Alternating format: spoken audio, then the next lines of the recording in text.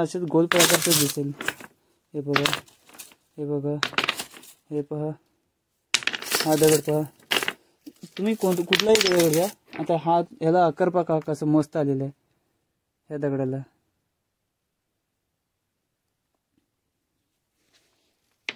इथे तुम्ही फॅन्सी दगड म्हणून नेऊन शकता इथून, कारण हे दगड बघा कसे मस्त आकारात तयार होतात इथे। हे एकदम म्हणजे गोल आकारामध्ये तुम्हाला भेटतील दगडे। ह्याला बघा कुठेच तुम्हाला काही असं दिसणार नाही मध्ये काय, त्याला पूर्ण एकदम गोल चक्रीसारखे दगड दिसतील। नमस्कार मित्रांनो, तुम्हाला सर्वांचं पुन्हा एकदा आपल्या नवीन व्हिडिओमध्ये स्वागत। तर मित्रांनो, आज आपण चाललोय तल्यावरचा जो आपण मागे चॅनलवर आपल्या अपलोड केला होता ब्लॉग, तो धबधबा उन्हाळी कसा दिसतो ते पाहण्यासाठी चालले मित्रांनो आपण आज। तर मित्रांनो, तिथे आताच्या नाही आता कसा दिसतोय, प्लस तिथे कोंड आहे मोठी, तेही तुम्हाला दाखवण्याचा प्रयत्न करेन। त्यात पाणी आहे की नाही, कारण तुम्हाला मागच्या ब्लॉगमध्ये उल्लेख केला होता मी, जे नदीचे मासे आहेत ते पूर्ण मासे त्या तळ्याच्या वरच्या कोंडीमध्ये जाऊन राहतात व पाऊस पडला की त्या पाण्याच्या साखळीसोबत ते पुन्हा खाली येते। ते तुम्हाला दाखवण्याचा आजच्या ब्लॉगमधून प्रयत्न करेन। पाहता तुम्हाला कसं वाटतं ते पावसाळी ते धबधबा कसा दिसतो व आत्ता कसा दिसतो हे तुम्हाला आजच्या ब्लॉगमधून दाखवण्याचा माझा छोटासा प्रयत्न। नक्कीच तुम्हाला हाही ब्लॉग आवडेल, कारण तिथे जे दगडे दाखवले होते तुम्हाला, जे ते धबधबा पडतो तिथे खाली मित्रांनो एक गुफा टाईप आहे, तेही तुम्हाला दाखवेल। आणि तिथे बायांचंही देवस्थान आहे, तेही तुम्हाला दाखवतो। नक्कीच तुम्हाला आवडेल ही अपेक्षा करतो। आणि पावसाचं वातावरण झालं आहे मित्रांनो, त्याच्यामुळे पूर्ण वातावरण ढगाळ झालेलं आहे। सगळं तर मी तुम्हाला पहिलं मित्रांनो इथे कोंड दाखवतो, त्याच्यानंतर मी तुम्हाला तळ्यावर घेऊन जातो। तळ्यावरचं आपल्या कोंडीमध्ये पहिले इथे बघूया पाणी आहे का, पाणी ते कसं आहे।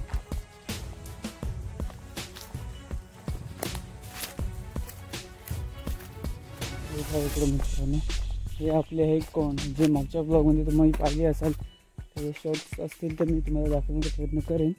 इकडे बघा नैवेद्य करून दिलेले ते आपले महसूबादेव आहेत। हे बघा पक्षी इथे पाणी पितात। या कोंडीमध्ये अजून मित्रांनो पाणी आहे। हे बघा मित्रांनो खोल खूप आहे आतमध्ये। या साईडला या साईडला मित्रांनो खूप खोल आहे, या साईडला एवढं नाही आहे, पण इकडे खूप खोल आहे। हे पहा मित्रांनो, ते तुम्हाला व्हॅली दाखवली होती वरून, ती समोर दिसते तीच व्हॅली आहे, कलकट व्हॅली। खूप भारी आहे वरती, पण तिथे जाणं शक्य नाही झालं तिथे। जे मित्रांनो 7 धबधबे एका मागे एक पडलेत ना लाईनीत, ते इथेच वरती आहेत। ते ड्रोन शॉटमध्ये घेता येतात, साध्या कॅमेरामध्ये घेता येणार नाही ते।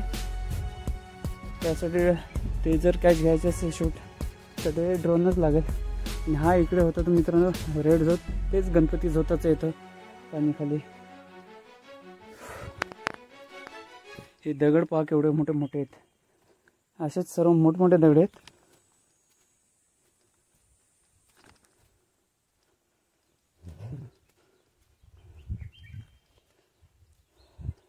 हे पहा मित्रांनो, आपण तर प्रत्यक्षात पोचलो इथे वॉटरफॉल जवळ।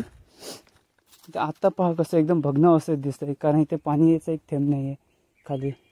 ते याच्या वरची जी कोंड दिसते ना मित्रांनो, ती पूर्ण पाण्याने भरलेली असेल, पण खाली पाणी एकही थेंब नाही। हे पहा कसं आता वातावरण दिसतंय। जो मागचा आपण ब्लॉग पाहिलंच असेल, त्याच्यामध्ये मित्रांनो या वरच्या कलकट व्हॅलीमधून पाणी येऊन ह्या 7 कोंडीमध्ये पडतं, आणि तो पाणी ह्या धबधब्यात कोंडीमध्ये पडतं, तिथून पुन्हा ह्या खाली पडतं। अशा पद्धतीने धबधब्याची जागा हे आता पहा तुम्हाला कसं दिसतंय। आणि इथे बाजूलाच मित्रांनो देवस्थान आहे, तेही तुम्हाला दाखवतो मी। बघा हे पाण्याचा थेंबही नाही, पण हे झाडं बघा कशी जगले, तिथून सर्व हिरवी गार आहेत ते पण। हे इथे मित्रांनो देवस्थान आहे, ते पहिले आपण दर्शन करून घेऊया इथे।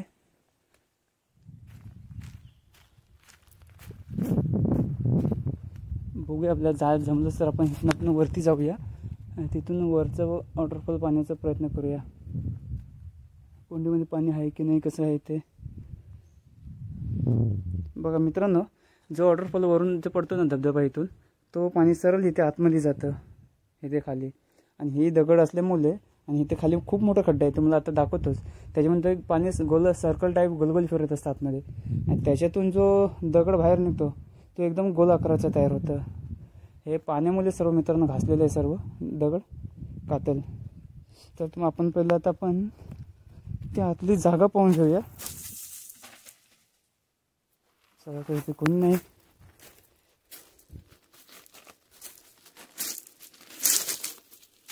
ते भीती वाटते आतमध्ये यायला कधी कधी, कारण ते डुकरंही बसतात आतमध्ये.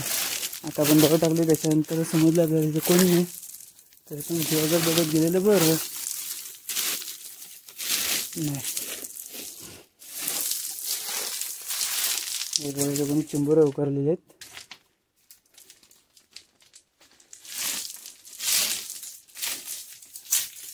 हे पहा मित्रांनो, तुम्हाला इथे जेवढे दगड दिसतील ना तिथे सर्व तुम्हाला गोल आकाराचे दिसणार. तुम्हाला एकही असं दगड दिसणार नाही की तो आडा तेडा धवडा कसंही असेल. पूर्ण प्रत्येक दगड हे सर्व राऊंडमध्ये दिसणार तुम्हाला. इकडे पण बघा, कारण हा पाणी मित्रांनो आहे ना वरून पडतं असं इथून.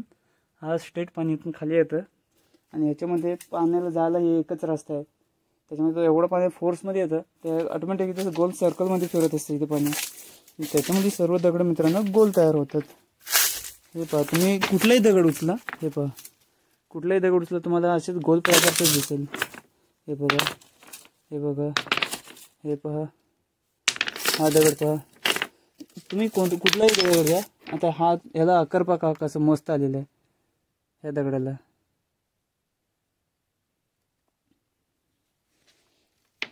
इथे तुम्ही फॅन्सी दगड म्हणून नेऊन शकता इथून, कारण हे दगड बघा कसे मस्त आकारात तयार होतात इथे.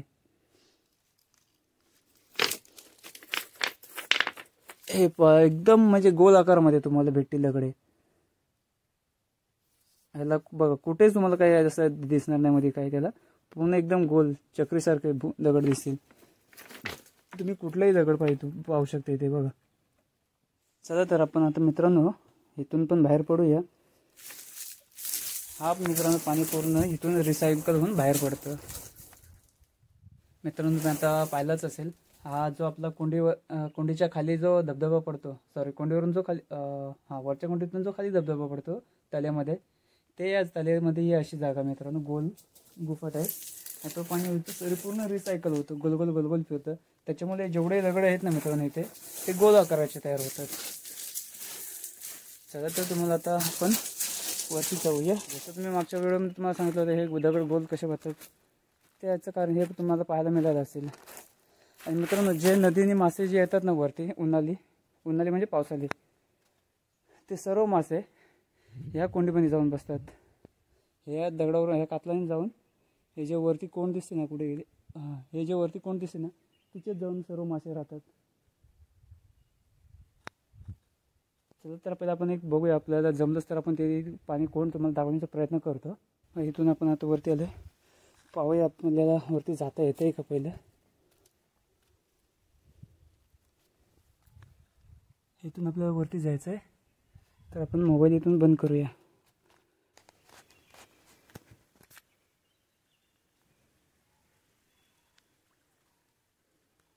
एक मित्रांनो पूर्ण मासे आहेत हे बघा. मी शांत याच्यासाठी की मासे ते जातील पळून.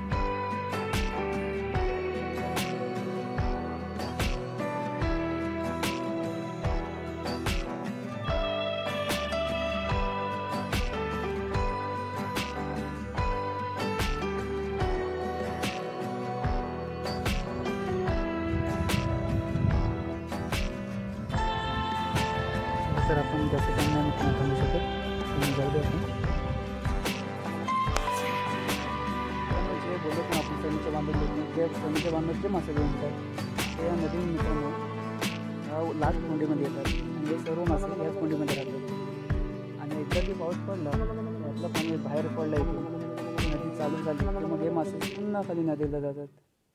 आणि ज्यावेळी गणपतीचा महिना असतो सप्टेंबर ऑक्टोबरमध्ये ते मासे पुन्हा वरती यायला सुरुवात करतात आणि अशा कोंडीमध्ये राहतात. हे आता तुम्ही पाहिले असेलच, तुम्हाला दाखवत येत नाही बॅक कॅमेऱ्याने. आता फ्रंट कॅमेऱ्यात नाही तुम्हाला दाखवत येत नाही मला, म्हणून मी तुम्हाला बॅक कॅमेरामधून शूट केलं आहे ते सर्व मासे किती आहेत ते. आणि हे इथून मासे पूर्ण कातलाने वरती येतात आणि ह्याच्या चढतात.